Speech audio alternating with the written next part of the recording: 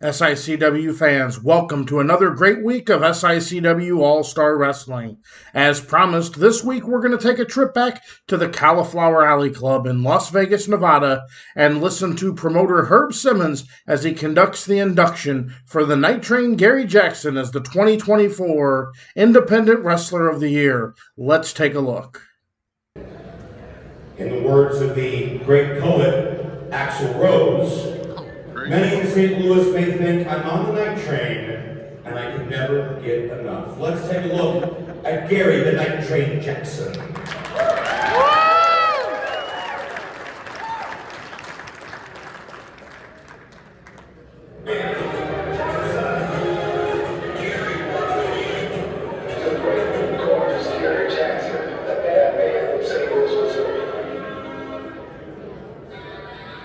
Since 1984, Gary Jackson has carved out his career in professional wrestling. As a young fan of wrestling at the Chase, Gary dreamed of entering this way circle. Gary embodies the old school mentality, bringing the timeless spirit to the ring. Over the years, Gary has earned numerous championship titles.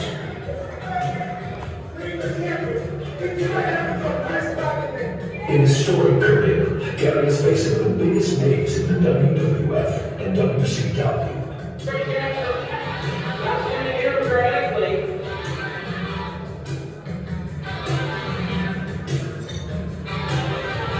Gary Jackson is not just a wrestler, he's a mentor and a leader. I play my four rules. Rule number one is I'm coming to win. Rule number two is I refuse to lose. Rule number three is I will defeat you. And rule number four is the most important rule of all. Don't forget my rules. Ladies and gentlemen, the 2024 Cauliflower Alley Club Independent Wrestling Award recipient, Night Train, Gary Jackson.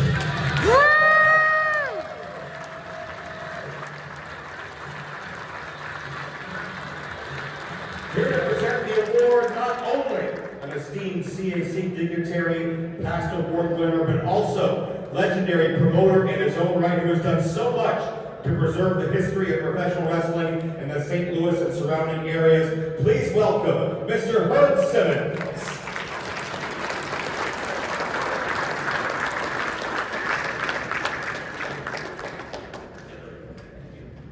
Thanks, Joe. Thanks, everybody. I know Fonzie said that, they only allow us 5 or 6 minutes, but I know Rich is probably sitting over there with a stopwatch on, so if you got any problem with me taking it longer, go see Haku and Telecom right there. They're sitting at my table. So there's some meat and potatoes to what I want to talk about here tonight. First of all, how many wrestling promoters are in here? Raise your hands. There you go. So a little story. A month ago, myself and an anonymous donor said, hey, let's do a raffle. And let's send somebody to the Cauliflower Alley Club. So this was all thrown together in about less than a week and a half, maybe 2 weeks. And I'm happy to say that that person and his wife got their all-expense paid trip out of here. Their first year membership of the CAC and their hotel stay. Don, would you stand up? Mr. Don Castaldi. His wife he was here last night, but my point is, we all talk about, we want to grow this organization. We want to extend the membership. For all of you promoters out there, think outside of that box, because it works. Get yourself that sponsor, get yourself that anonymous donor, and then today, to put icing on the cake, we gave him and his wife a ticket to get a picture with Mr. Angle. Thank you very much. Appreciate that. So, now that we got that out of the way, would everybody from SICW tables stand up, please? All of you. And this is also what happens when you support the Cauliflower Alley. You bring these members out there. Gary Peterson, would you stand up? Troy Peterson from Impact Pro Wrestling is here with us, him and his family, some of his locker room. We have Jason Jones from Mid-States Championship Wrestling with us. My point being is you can make this organization bigger and better than what it is with each and every one of your help. And so I appreciate that. Now let's talk about the meet of tonight, Gary Jackson. You heard Joe mention the name Night Train. He got that name from the late great Bruiser Brody. Has everybody heard of Bruiser Brody? If you have, Barbara, raise your hand. Barbara Goodish, Gail, raise your hand. Gail, Barbara Goodish, Bruiser Brody, Gail, and sisters. If you haven't heard of Bruiser Brody, you're living under a rock. But if you want to know more about him, if they can't tell you, I'm sure I can fill in the holes that they don't know about. Because he worked for me for many, many years, and we were more than promoter, worker of the business, and I miss him every day. But he gave Gary Jackson his nickname, the Night Train. What a lot of people don't know about Gary is he was in the military. We have some military people here. Raise your hands. Thank you for your service. Because what you did allowed us to do what we do tonight. Not only was he in the military, to this day, he is still in law enforcement. We have any first responders in here? Thank you for what you do. Gary is a deputy sheriff for the city of St. Louis, Missouri, works every day. But when he was in the military, he fell in love many years before that with professional wrestling like all of us did. And he watched it. He wrestled in the military. After he retired from his active duty there, he joined the National Guard. Still in the National Guard, he wrestled. To this day, he wrestles all over. He's been on every territory you can think of, Northeast, West, South. He's been in Memphis, all over. Started off in Kansas City, and a lot of you know what Kansas City organization was like. The Bob Geigels, Harley races, that's where he got started there. But during that whole time when he was, whether he was down working for the Jarretts or wherever he may be, he always considered St. Louis his home base at SICW. And Gary is easy, kind of a joke in all the locker rooms that he goes in. The man has not aged a bit. He looks the same now as he did when I first had him come to work for us back in about 1984. And he's still an old man. He still gets out there and wrestles every time I call him. And when his phone rings and he answers it, it's not hello, it's, yes, Mr. Promoter, what do you need?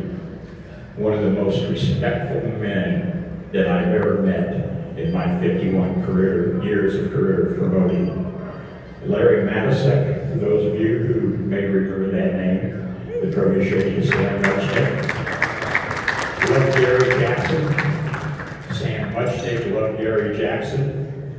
Some people call him the Night Train. In some areas they call him the Gorgeous One. But I can tell you, I'm so proud and honored to call him my friend. Now get your ass up there and get this award.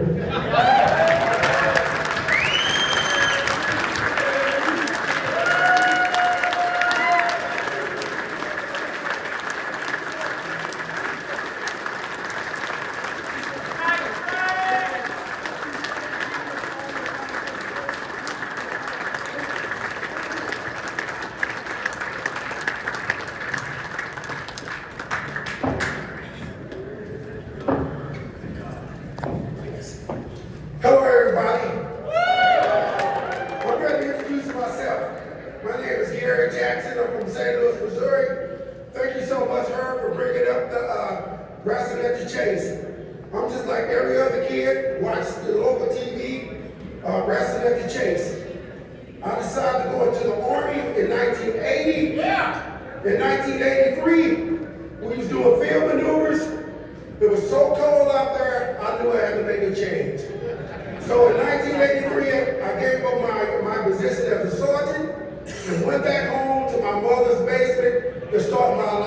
all over again. Now, when I started wrestling, there was no internet, there was no ads in the paper. I had to walk down the street and knock on the doors and hope somebody would open it up for me.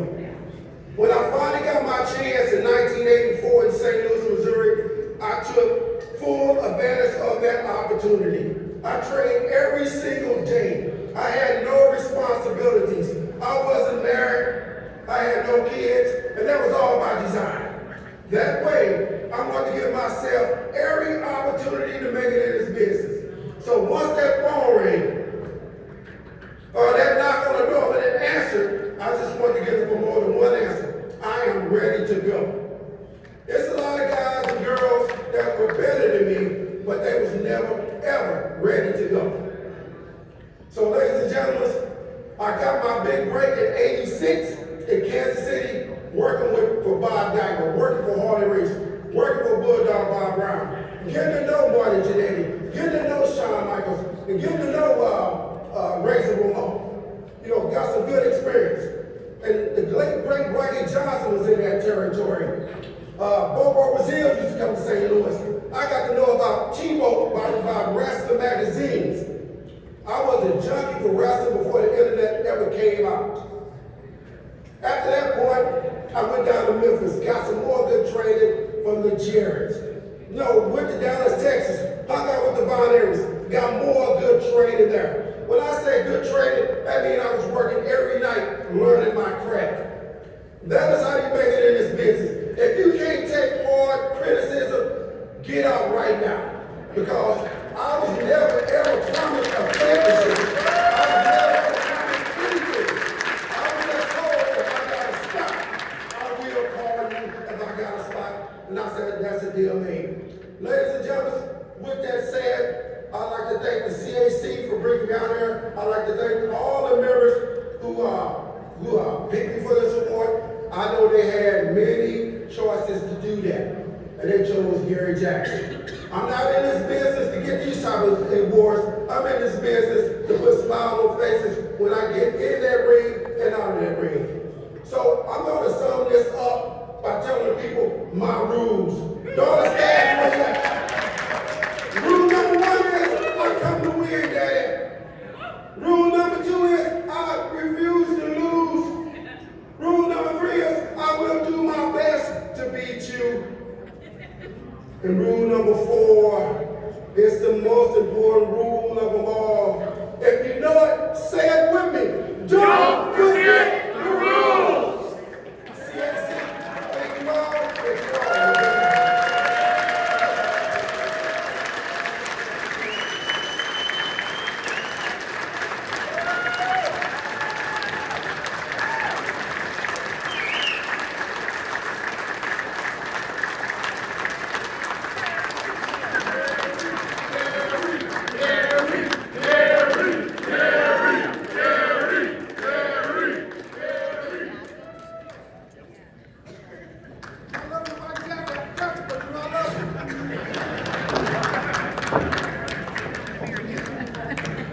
There you have it, fans. A great time in Las Vegas, Nevada at the Cauliflower Alley Club reunion. Now let's hear from some of our great SICW sponsors. Hey there, I'm Remy. I just launched Rinsed by Remy. At 14, I turned my passion for cars into a business that transforms your ride. From spills to dust, I've got you covered. I handle every detail with care, so you can enjoy a fresh, clean car. Ready for a fresh start? Book with me today and drive clean.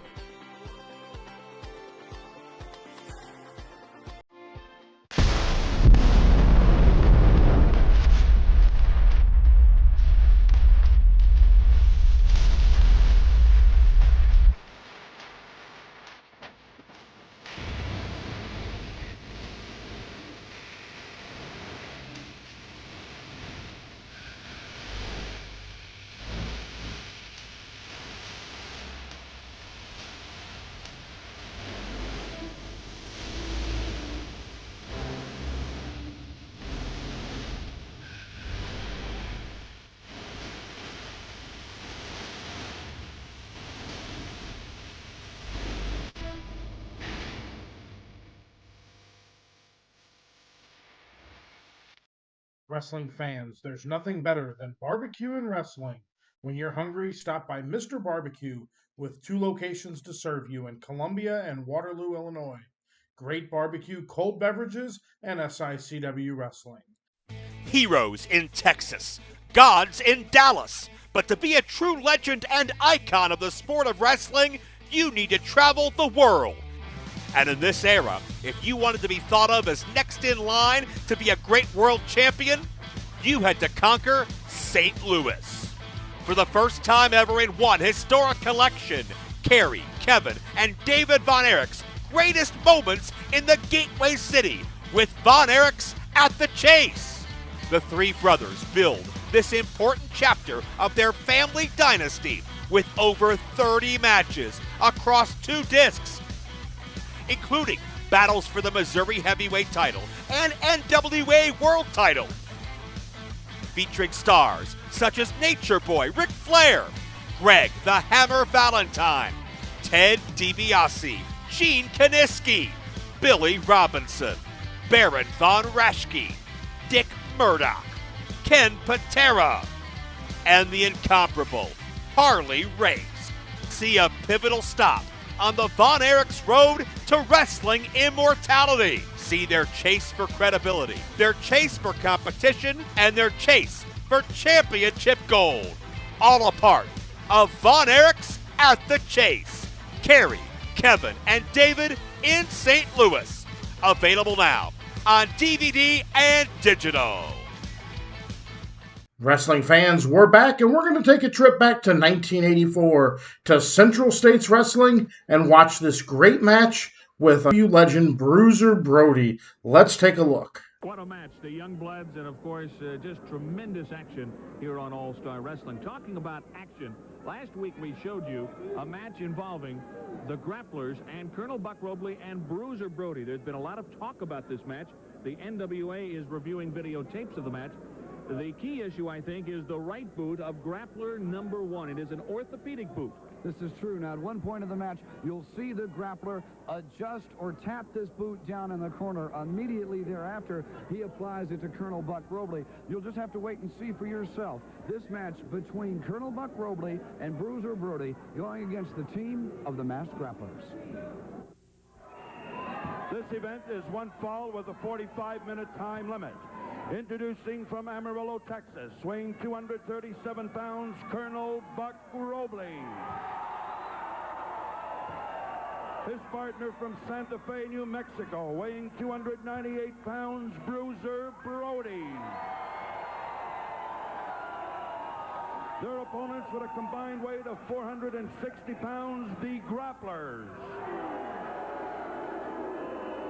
Many wrestling magazines, periodicals are on hand for the action. This, the first match involving Bruiser Brody and Colonel Buck Robley as tag team partners.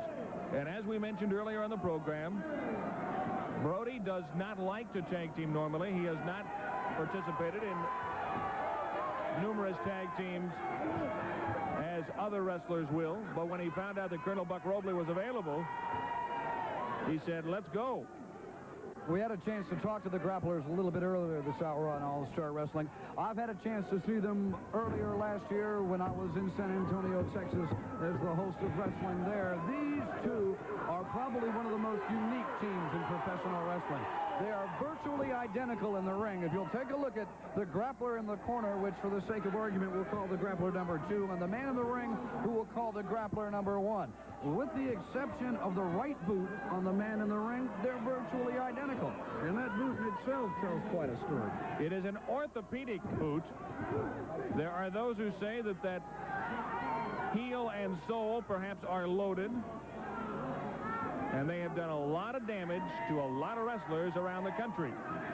But the boots have been sanctioned by the NWA as Colonel Buck Robley gets into the action. But a lot of people, a lot of wrestlers still question those orthopedic boots worn by Grappler number, what was it, 1 or 2? Frankly, I'm not sure. It's much the same situation, though, as Colonel Buck Robley's arm brace. Exactly. From time to time, there's allegations that it's used as a weapon, but until the NWA sees it, there's really not that much they can do about it. Robley in action now against the said grappler. And so far, the grapplers really haven't had much of a chance against the team of Robley and Brody. Both teams testing each other. And Robley, anticipating that boot, caught the foot, turns the grappler around in a high atomic drop. Wait a minute. Look out again. Number 2 gets it. And everybody is outside the ring. Grappler number 1, grappler number 2, take your choice. They're all outside the ring. And right now, Colonel Buck Robley taking a bit of a breather, having a word with his tag team partner, Bruiser Brody. It's interesting to note, Kevin, how cautious the team of Brody and Robley are. Now, usually here are two guys who will go all out from the opening bell. But you can tell the kind of reputation these grapplers pack because these men are being very careful when they tie up with each other. All 4 men carry tremendous reputations in this sport. One of the best All-Star Wrestling fans in all of the Midwest, Dawn Hawes, recovering from a car accident. We wish her a speedy recovery. Always great to see her at the matches. Looking for a tag, and he gets it. And here comes Bruiser Brody. Look at that, those boots. And when King Kong Brody sets those size 15 boots into your shoulder, guaranteed that arm won't feel the same as it did yesterday. Brody with the long arm bar, with that tremendous height advantage, putting all the leverage and pressure on the upper shoulder and the neck muscles of the grappler. Brody listed in the program at 298, but I gotta believe he's up around 315. And it's all muscle, folks. There's not an ounce of fat on him. Back leg trip from Brody. He still keeps that long arm bar. Seconds ago, the grappler tried to throw Brody off into the ropes, but he just put on the brakes, and that was as far as he was going to go. Brody being very, very cautious here. It is tough to turn your back on an opponent like this. There's the tag, and here comes Colonel Buck Robley. A swift right hand and right back to the left arm of the grappler, which seems to be where the team of Brody and Robley are concentrating their attack this far in the match. And you know, next week, we'll have a chance to see 2 of the most popular wrestlers ever to wrestle in the Midwest. Of course, we're talking about the reigning Central champion Buzz the Avalanche Tartar and his longtime partner and friend, Bulldog Bob Brown, off that 6-week injury that unfortunately kept him out of wrestling since from November until just recently. Well, the Colonel's stunned as he went head first into that ring turnbuckle. Look at that. Those are fists, and now being warned by referee Sonny Myers. These grapplers are as fast as lightning. They have been together as a tandem for some 5 years. Hard elbow from the grappler that sends Robley to the canvas, a lateral press. A count of 2, Robley powers out, but the grappler right back on his men with that front face lock, a tag. Holy Toledo, that's a fist. Looking for the body slam. Down goes the Colonel. But he missed. He missed with that right hand. The grappler dived in. Obviously, he's hurt that right hand. He made a quick tag to his partner, which seems to be the trademark of the grapplers. When you call them a team, they are exactly that. They work together almost, and it's frankly, sometimes it's scary, as one person in the ring. They're going to double team him, and they do. Down goes the Colonel. Going for the pin. Let's see. The count is 1. The count is 2. And the Colonel kicks out. Just inches kept Colonel Buck Robley away from defeat. These grapplers, a tremendous amount of strength now with a bear hug on Colonel Buck Robley. And for wrestlers who are in the 230, 240-pound range, it's unusual to see them use the bear hug. But these guys have got such fantastic upper body strength, it's very successful for them. They are very, very deceptive. They do not have the arms of, say, a Bruiser Brody. But I tell you, they use their leverage. They use their upper body so well. You can tell it. I'm not sure where they're from, but wherever they're from, they've had tremendous training in professional wrestling. Well, not many people have arms like Bruiser Brody. Arms like tree trunks. Referee Sonny Myers closely checking the action now. Buck Robley signaling that no, he wants to continue in this match. The grappler continuing to cinch down on that bear hug. And wait. Oh! He unloaded. The grappler, as Robley tried to make it to the corner, dropped down with a drop toe hold after slyly making that tag with his partner. And this is why the grapplers have been so successful over the years. Robley up a high backdrop. The grappler sweeps that far leg again. Only a count of 2 on Colonel Buck. And you saw maybe in the left-hand side of your screen, Bruiser Brody getting ready to come in and help his partner. Ho-ho! Robley hangs on and uncorks the right. A boot to the midsection of the grappler, and the Colonel's on fire. He's looking for the tag, and he gets it. And Bruiser Brody taking a couple of wicked right hands from the grapplers. Now again being double-teamed. Sonny Myers chasing Buck Robley back. Meanwhile, Bruiser Brody. The tag from the grapplers. Brody into the ropes. Double elbow that staggers Brody on his feet. Another hard right to the corner. And these men are certainly not backing up an inch from King Kong Brody. Hey, they are not in awe of Bruiser Brody, that's for sure. Now Brody coming back with that boot. That's size 15. Right off the chin of grappler number 2. Brody sweeps his man up with one arm. Brings him around the ring. Down he goes. Oh. That might be it. Let's see if he gets the pin. He gets a 1 count, and that's it. But Brody right back on top of grappler number 2. The tag is made, and you can bet there'll be a revenge motive here. And a headbutt as well. Going after the pin. Count of 1. And these grapplers are tremendous. Oh. That was a thrust to the throat. Nothing fancy there. Buck Robley gasping for air.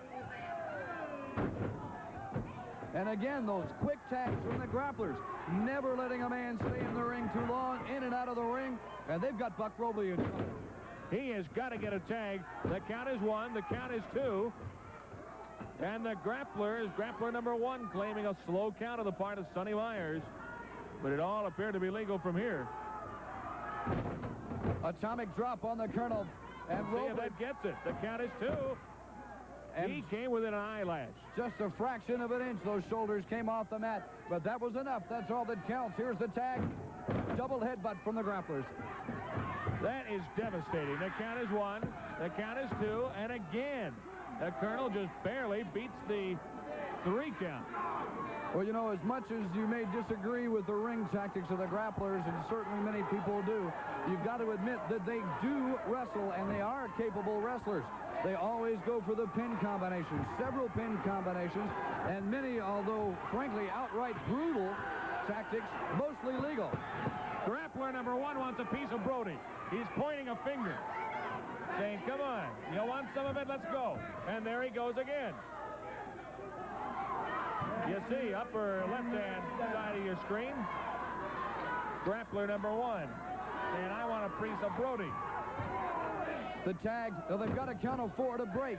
And even though he wasn't trying for the pin, that lateral body press was legal and kept the Colonel immobile. Robley's out. And here comes King Kong Brody. Hey, grappler number 1 wanted Brody. He's got all of Brody he can handle. The second grappler literally picked in the air by the throat. And King Kong Brody's going to work. He is unloading. The grappler. I have never seen Brody this crazy. A full body slam, and single-handedly, King Kong Brody is taking on both now. Nailed in the corner by Colonel Robley as Brody continues on the second grappler. Well, grappler number 1 taunted Bruiser Brody, but Brody does all his talking inside the squared circle. And he's doing a lot of talking right now. Those arms are coming down like sledgehammers across the back of the grappler. Both men now tied up collar and elbow along the ropes. Brody. Oh, caught from behind by the second grappler. Now all 4 men in it. The grappler and Robley in the ring. And Brody throws the second grappler over the top. He is undoubtedly the strongest man in professional wrestling today. And all 4 men in the ring. Robley now winds his man into the turnbuckle, catching the grappler with an elbow. Robley that brace down across the forehead of grappler. Wait a minute. He's got that orthopedic boot in. Oh, he just laid one on Buck Robley. He caught him hard coming from across the ring. He used that boot, which, and look at it, a cut is open on the eye of... It looks like he caught him right over the eye. His eye is completely open. He has that chair and is going up into the ring after the grapplers. He is carrying a folding metal chair that I was just sitting on. And Robley is severely lacerated. Over that right eye, his face is a mass of blood. Bruiser Brody cleaning house with that steel chair, but Robley is wide open. We're going to have, I believe, a double disqualification. I'm not sure. Let's see. No, they're going to award it to the grapplers. They're going to disqualify Bruiser Brody and Colonel Buck Robley. Referee Sonny Myers has ruled for the use of the chair. The team of Brody and Robley are disqualified, and your winners in their first appearance are the grapplers. What a match, what a finish, and Colonel Buck Robley, his face just a mass of blood up in the ring. We will continue with more on All-Star Wrestling, but first, this brief intermission. Always great to see Bruiser Brody in action, and now we're going to hear a word from a few more of SICW's great sponsors. Wrestling fans, you looking for the best in daily lunch specials and great menu food items? Look no further than Layla's Roadhouse, 440 Falling Springs Road in Cahokia Heights, Illinois. That's right, a family sit-down dining and always great specials. Also has the best pizza in the area. I am, yeah. The only psycho here is me. Who will be coming? Awesome, I can't wait, man. I thoroughly enjoyed my as it's supposedly coming. We're gonna overwhelm each other, so. I got a question. Belong. Those belts were around their waist. Hold on. Let me speak. Finally, we've been waiting for you to come. This All right, now just announced by Mr. Joel Maximo. What else you got? Lucas wants a new belt. Whoa. I wish I could, what is it, Vic? That's not even the real 23 Snapchat? No, it's not. All right. But today I got a very special guest. If you don't know who I am, I will never follow Papa Dank on Twitter.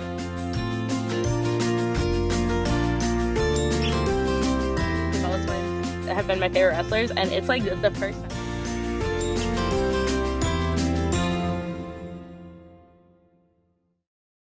Hey there, I'm Remy. I just launched Rinsed by Remy. At 14, I turned my passion for cars into a business that transforms your ride. From spills to dust, I've got you covered. I handle every detail with care, so you can enjoy a fresh, clean car. Ready for a fresh start? Book with me today and drive clean.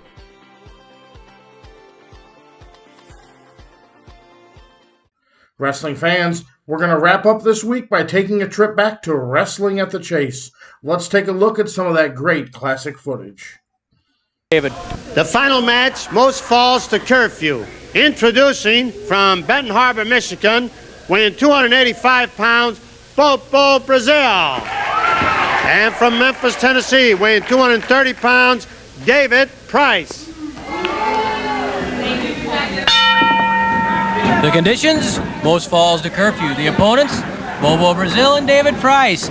Brazil pushes Price to the ropes.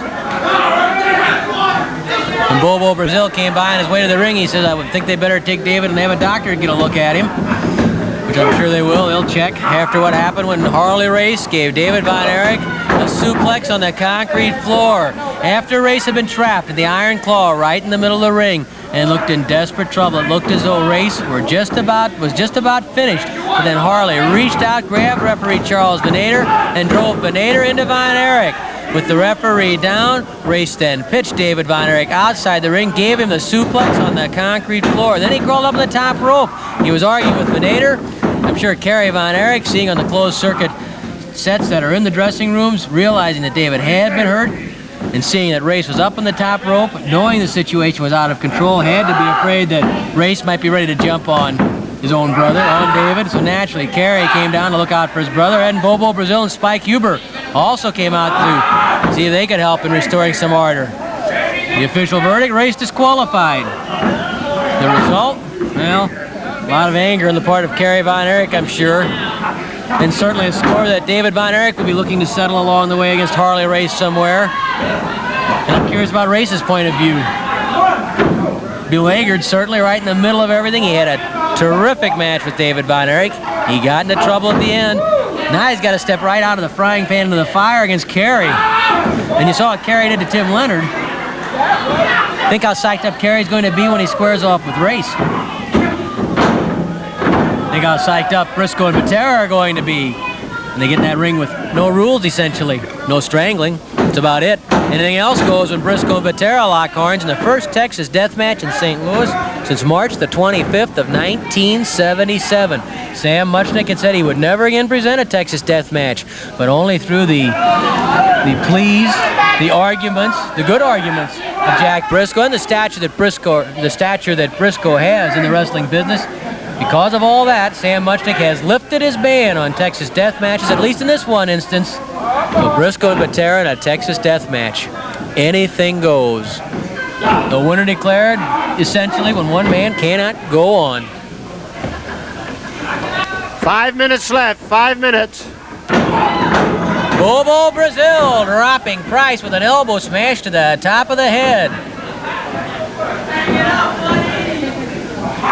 Knee lift by Bobo Brazil. That sends Price flying. Brazil twists the arm and Price cries out. Interesting contrast on that upcoming card. You have the death match, virtually anything going. You have the bad feelings between Kerry Von Erich and Harley Race. That certainly won't be any Sunday school picnic. Then you got a match in there, Pat O'Connor against Billy Robinson. Two of the finest scientific wrestlers ever to step inside a squared circle anywhere.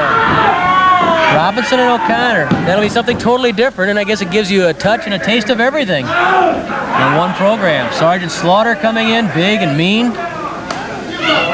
Von Rotschke there, Rufus R. Jones. Look at the day's card here on Wrestling at the Chase. Look at the names. Look at that main event. Harley Race and David Von Erich. Here's Bobo Brazil against a tough young customer, David Price. Price pounding on Brazil. Brazil pounds right back. That's one big man. He's about 6'6", comes in around 285, 290 pounds. Bobo, a native of East St. Louis, of course. Well, he makes his home now in Benton Harbor, Michigan. That punch spins David Price and drops him. Bobo was a tremendous baseball player before he went into wrestling. Played first base, had great power, obviously. Bad hands.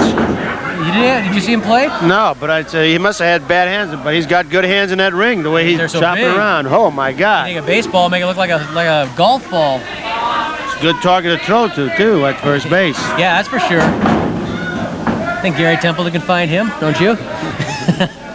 He better move like Keith Hernandez. Brazil giving David Price a taste of his own medicine. That upsets Charles Venator, who's had a pretty rough day anyhow. Give the referee some credit.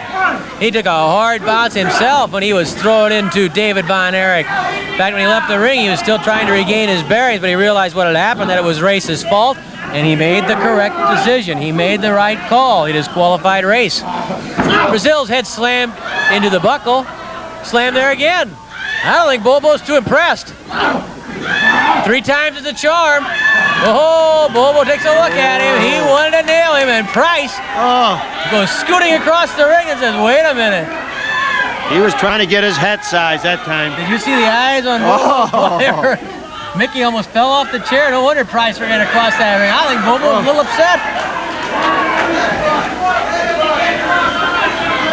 Price tentatively reaches out that hand, and Brazil brings Price right out of the corner. 2 minutes left, 2 minutes. It's most falls to curfew between Bobo Brazil and David Price. No falls yet. Brazil tosses Price to the ropes, ducks underneath, rolls over. Price still flying over the top. Brazil winning with a hip toss. A lot of strength right there. Bobo took him off his feet with one arm, and Price comes in around 230 pounds. Bobo grapevines the leg side suplex. Nicely delivered by Bobo Brazil, the side suplex. He's shoved off the top, though, Brazil is, by David Price, hanging in there after that hard side suplex. Bobo grapevines the leg a second time and slams Price down. That might turn the trick. Oh, hey, Price, tough boy, hanging in there after 2 side suplexes. Price throws a punch at the midsection. I think he's doing it on instinct now. And so he's just flailing away. He arm whips Brazil into the corner, charges in. Brazil catches him with his legs. Oh! That's a way to get a headache. The heel right into the head. 1 minute left, 1 minute. The headbutt from Bobo Brazil. Brazil levels Price with the headbutt. He's on top, and he has the pin. Bobo Brazil with the headbutt. And you have to give David Price a little credit. He hung in there after those two side suplexes, and he really put the pressure on Bobo Brazil, but Brazil had it when it counted, and that headbutt finished it up. The first main event, a one fall with a 20-minute time limit. Introducing from Seattle, Washington, weighing 245 pounds, Greg Valentine. And from Denton, Texas, weighing 248 pounds, Kerry Von Erich. Referee, Sonny Myers.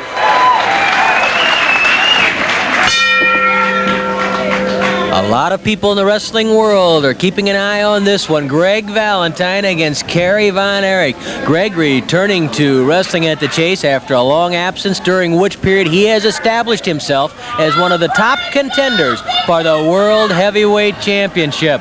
Greg Valentine knows, too, that Kerry Von Erich is one of the hottest young talents in wrestling history. He's loaded with potential, with skill. He's like a volcano that is hard to cap, but Greg Valentine, he is tough. And we may find out just how tough against Kerry Von Erich today. Sonny Myers, the referee, another longtime St. Louis favorite as a wrestler, and he's back today in the role of a referee, a job that he has filled with very good skill all over the country. In fact, if you're curious, Sonny Myers was a referee back in 1975 when Terry Funk captured the World Heavyweight Championship, a match in Miami Beach.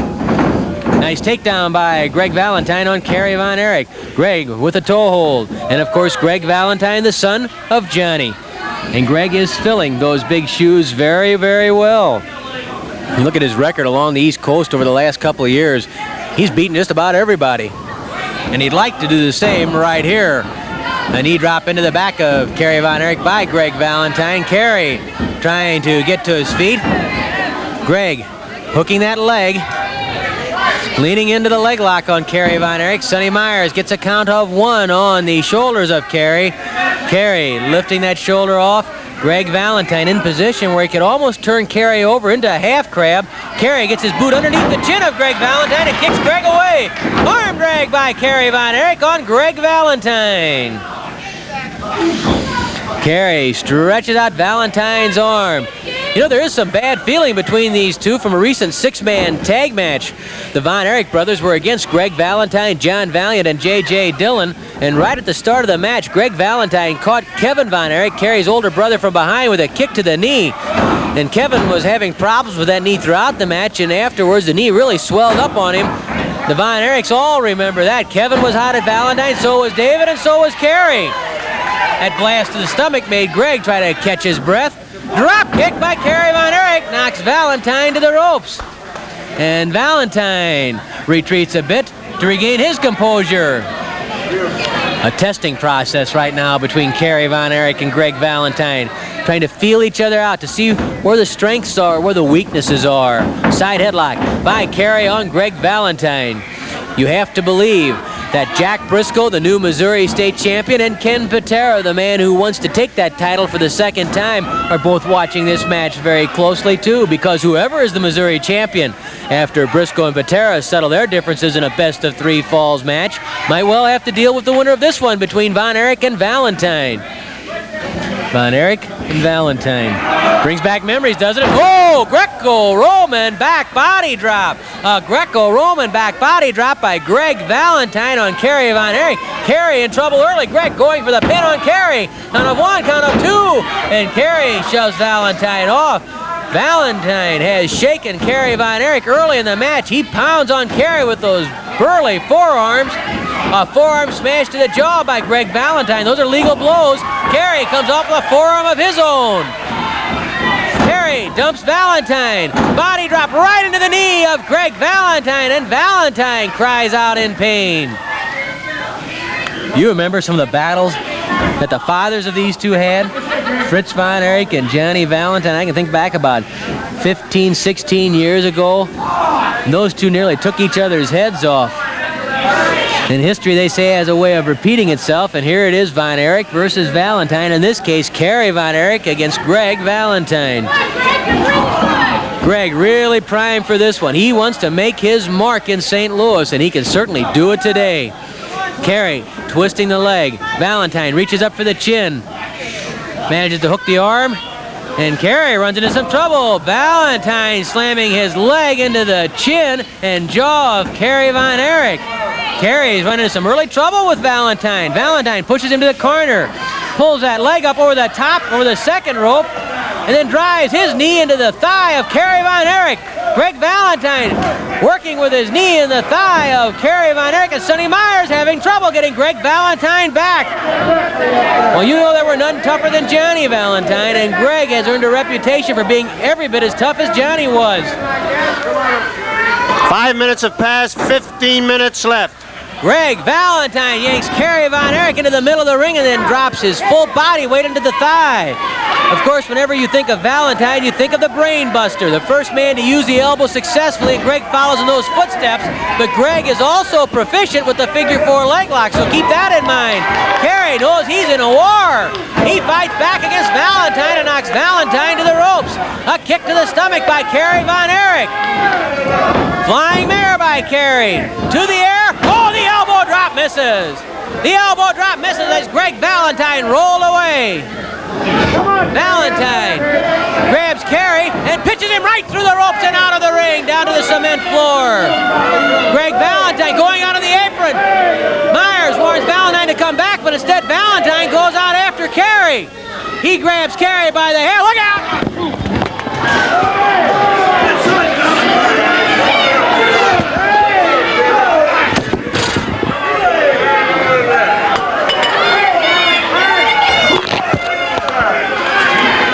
If we're still on the air out here, Kerry Von Erich has been viciously slammed into the press table twice by Greg Valentine, and Kerry is hurting outside the ring. Valentine really just slammed him into that table.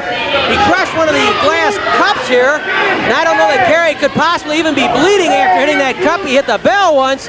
And Greg Valentine showing a real killer streak. He grabs Kerry Von Erich, pulls him up to the apron, bends him backward over the ropes, and slams that forearm right into the chest of Kerry Von Erich. A vicious assault by Greg Valentine on Kerry Von Erich outside the ring, and now Von Erich trapped along the apron. Sonny Myers knocked down by Greg Valentine. Von Erich knocks Valentine back, and now Kerry Von Erich tears into Greg Valentine. This crowd going berserk. It's Kerry Von Erich ripping into Greg Valentine. The arm whip to the ropes. Oh, Valentine nailed Von Erich with an elbow smash, the Brain Buster right to the head. Von Erich down and stunned. Valentine grabs Von Erich, pitches him out again. Greg Valentine, a man possessed, going back out after Kerry Von Erich. He grabs Von Erich from behind, hoists him to the air. Where is he going? Atomic knee drop. The atomic knee drop by Valentine. He lines him up for the Brain Buster.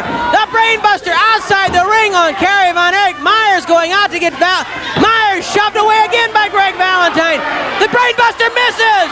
The Brain Buster misses, and Valentine hit the cement floor. Von Erich pounding on Valentine, battling outside the ring. Myers trying to break it up. Sonny Myers trying to pull the two apart. Here comes the other referee. They're calling for the bell. Valentine and Von Erich in a brawl out. Lee Warren's been hit. We have a riot outside the ring. Warren and Myers trying to pull Valentine and Von Erich apart. Von Erich and Valentine up against the canvas wall. It's a Donnybrook between Kerry Von Erich and Greg Valentine. The referees, Myers grabbing Valentine, dragging him bodily out of the ring. The guard helping to keep Kerry Von Erich and Greg Valentine apart. Sonny Myers, Sonny Myers, you heard it from the referee, disqualifying Von Erich and Valentine. Warren trying to keep Von Erich back. And there goes Sonny Myers to make sure they don't get in it again outside the ring. Well, I have to tell you, the building, the studio has been wrecked by Greg Valentine and Kerry Von Erich. Ollie Hofstetter trying to repair the damage. But you heard the verdict from the referee. Both men have been disqualified, Kerry Von Erich and Greg Valentine. Well, Valentine showed us something. He's tough, and he likes a Donnybrook, but Kerry Von Erich met him head on. We'll be back with more in a moment. Woo!